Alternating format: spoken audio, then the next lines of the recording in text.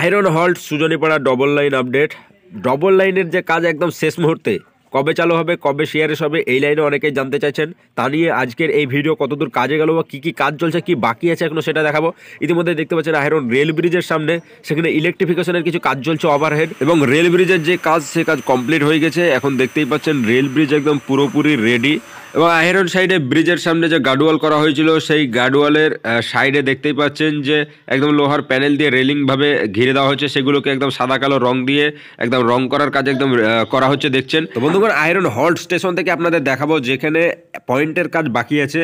আসলে এই যে লাইনের সিআরএস হবে বা এনআইএ যে ওয়ার্ক হবে তার আগে এখানে যে কাজ আছে একদম দেখতেই পাচ্ছেন আয়রন হল্ট স্টেশন থেকে একদম আয়রনের যে 2 নম্বর প্ল্যাটফর্ম থেকে একদম সরাসরি এই যে লাইন নতুন, সেটা একদম নতুন রেল ব্রিজ ফিডার ক্যানেলের উপর গিয়ে একদম সুজনীপাড়া স্টেশন যাবে। এবং এই সাইডে যে লাইনটি আছে বর্তমানে মধ্যে যে লাইনটি দেখতে পাচ্ছেন ওটা এখন চালু আছে, ওটা দিয়ে আপ ডাউন ট্রেন চলছে। ওটা পুরনো ব্রিজের সঙ্গে একদম লিঙ্ক আছে, যেটা 34 নম্বর জাতীয় সড়কের পাশে।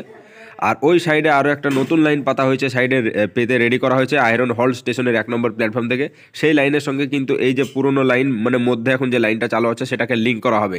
আর তার জন্য কিন্তু পাওয়ার এবং ট্রাফিক ব্লকের প্রয়োজন হবে তখন। সেখানে কিন্তু ট্রেন চলাচলের নিয়ন্ত্রণ হবে। এই যে কাজ, এই মেন পয়েন্টের কাজ এটা বাকি, ওখানে কিন্তু ওই লাইনের সঙ্গে যে লিঙ্ক, এছাড়াও ওভারহেড ইলেকট্রিকের তারের জন্য কিন্তু ব্লকের প্রয়োজন হবে। তো এই যে কাজ, এই এনআইএ যে কাজ বা সিআরএসের যে কাজ তার আগে মানে এই যে পয়েন্টের কাজগুলো এগুলো করার এখনও বাকি আছে। তো এনআইএ ওয়ার্ক শুরু হলে এই সমস্ত কাজগুলো শুরু হয়ে যাবে।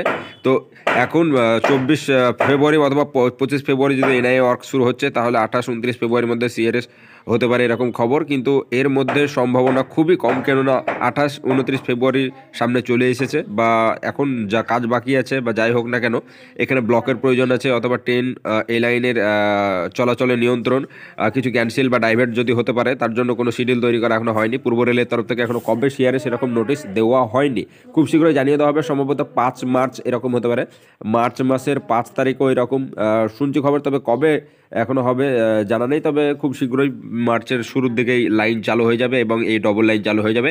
আজিমগঞ্জ থেকে ফারাক্কা এই রুট পুরোপুরি ডবল লাইন হয়ে যাবে, আর কোনো জায়গাতে কোনো কাজ বাকি থাকবে না।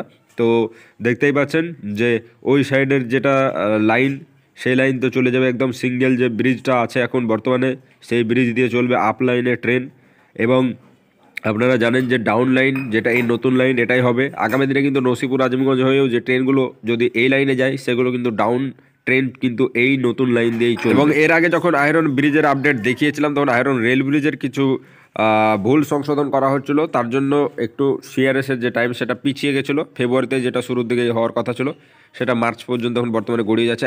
এখনও ব্রিজের সামনে কিছু টুকটাক কাজ সেগুলোকে দ্রুত গতিতে সম্পন্ন করা হচ্ছে, সেটা দেখছেন।